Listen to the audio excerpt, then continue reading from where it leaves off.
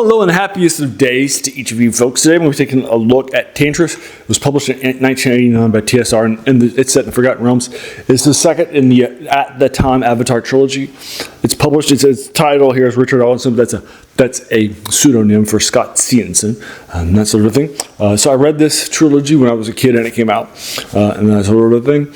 And it's set in the Forgotten Realms. The Forgotten Realms started off with a very strong stuff. Dark Walk on Noonshade series by Douglas Niles. Douglas Niles had already been somebody who'd been heavily published for the company with a number of modules, rules, books, and that sort of thing.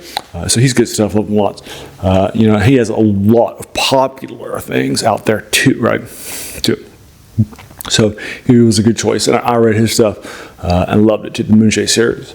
I also moved to his Mastika series, but I haven't gone back and reread them, right? I remember his stuff being really long to go out to, and that sort of thing. The second one was Ari Salvatore's Dark Elf series, and that sort of thing, and that he became my favorite author after I started reading it. Loved it lots. I think it's heavily influential. Lots of stuff today. Love it lots for all of those reasons too. I actually have gone back and read that one probably about every 4 or 5 years, and actually read it for this channel if you want to check it out about 2 years ago. That's everything. And then the next one was Spellfire by Ed Greenwood, the guy who created it, and that sort of thing. He actually sold Forgotten Realms. It was actually his campaign setting prior to it becoming Dungeons and Dragons even. But then after that was released, he made it part of that. Wrote some articles for his campaign setting in Dragon magazines, and they said they were looking at something else in addition to Greyhawk, or the word Korean does a little different.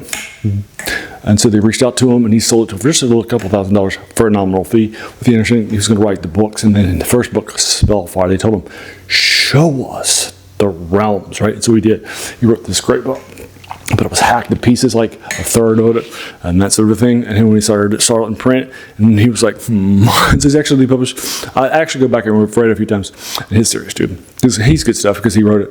I feel like there's a certain je ne sais quoi to his stuff. But yeah, so I've actually gone back and reread that too. And the next one, and I do go back and reread now. That was it. Is the Pool series, the Heroes of Phelan series, and that sort of thing. And that is great stuff. Love it lots. It's the Pool of Radiance novelization of the very, very strong video game that I just reviewed a couple weeks ago for you folks. And I went back to read Spellfire, which I go back and it's like, while I'm here, let's go ahead and then knock out the Pool series, which I love so much.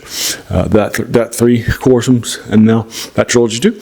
And now I was like, while I'm here, why don't I do something I just don't go back and read? I've only read this trilogy one time, and that was when it was published in '89, and that's it as a teen, right?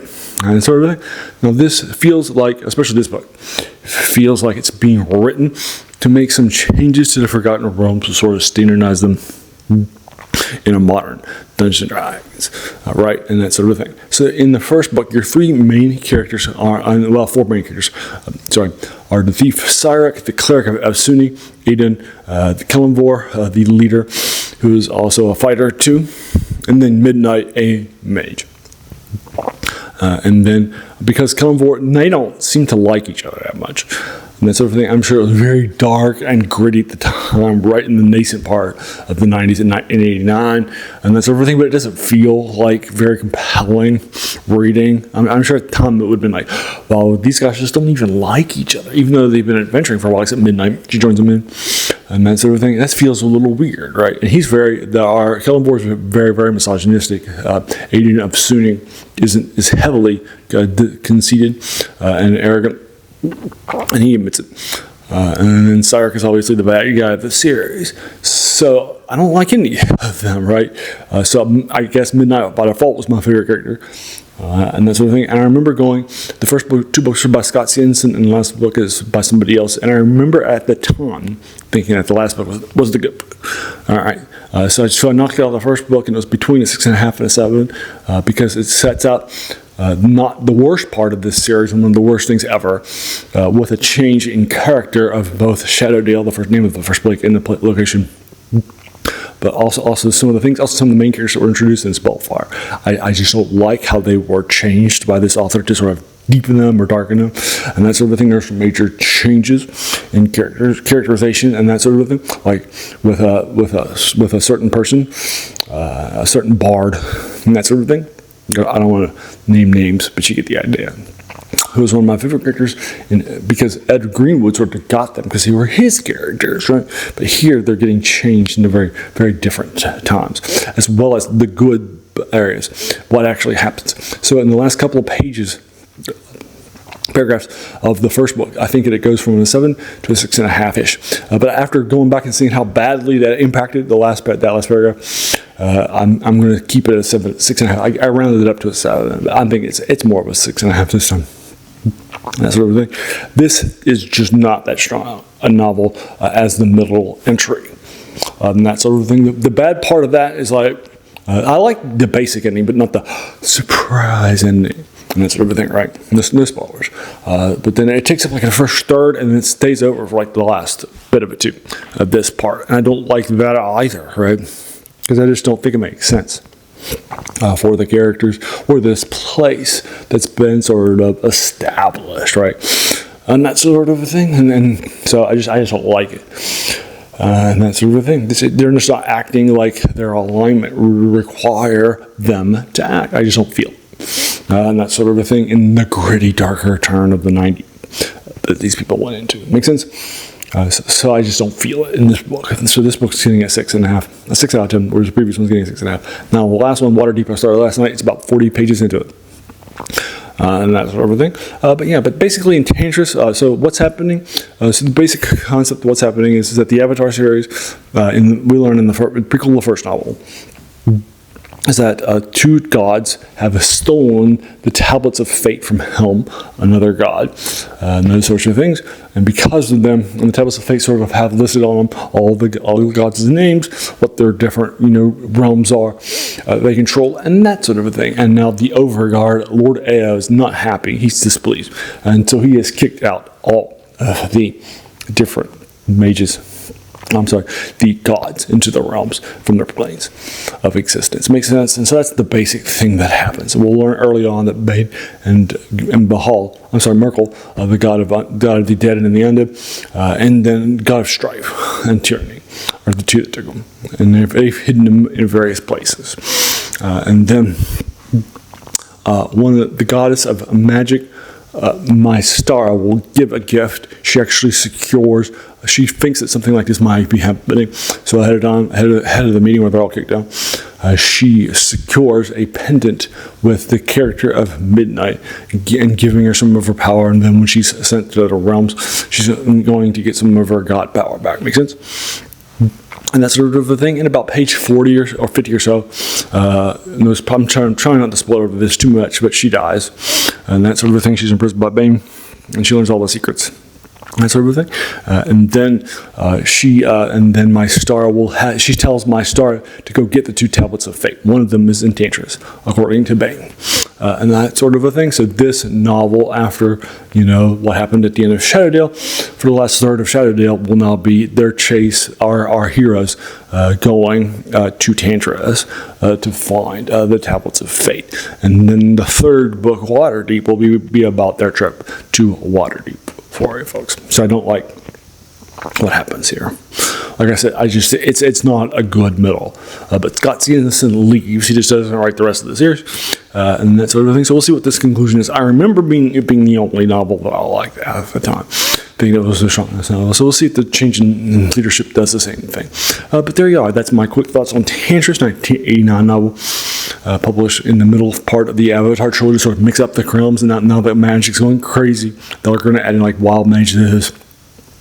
They're going to give you an excuse to get rid of characters that were pulled out of first edition and are in the second edition, right? And that sort of thing. Here, that's a surprise. So it feels like it's just setting up this storyline. Rather, it feels a little forced. And this novel is probably the most forced of the three that I recall, at least going back to. Now, this again is only the second time I've read it. That sort of things. Your mileage may totally vary. But have you read Scott Ciencin's Tantras? And if so, Tell me what your thoughts are. I'd love to hear about it. Whatever your thoughts are, I'm totally fine with it. Remember, I'm not a trained scholar, right? I didn't train in literature, analysis, or even an English major in college, right?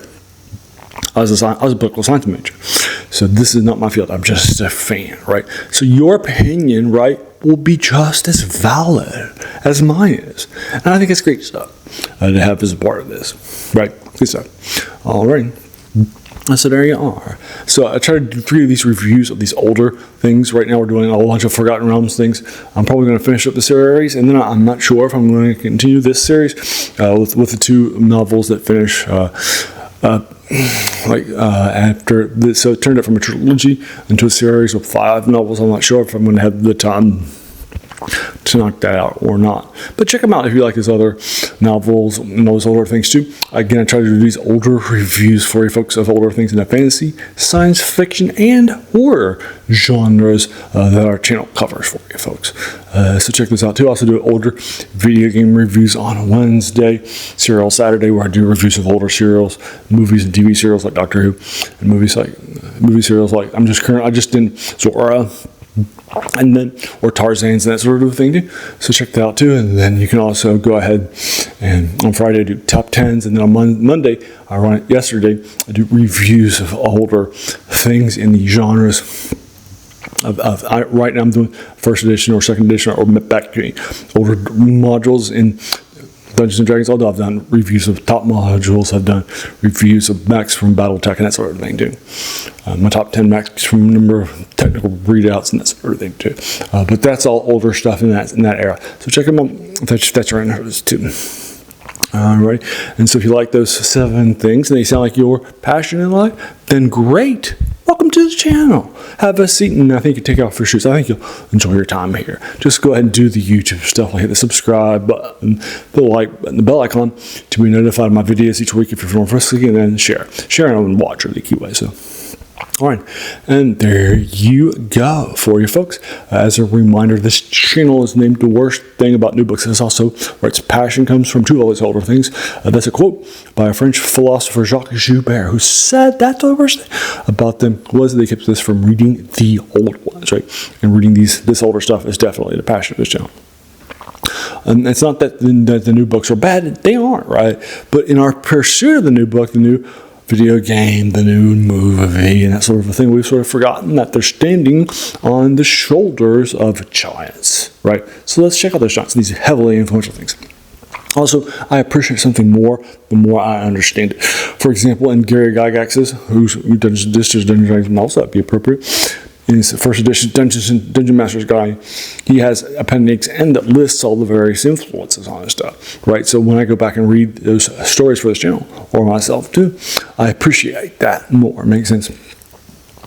Alrighty, so there you are. I want to thank you so very, very much for just taking some time out of your day and investing it and watching my videos, because we all have so many things that are happening in our lives, and we're pulled in so many different directions too, right? So the fact that you spent this time with me, that's incredibly humbling, and I appreciate it so very, very much. Thanks again, and have an amazing day.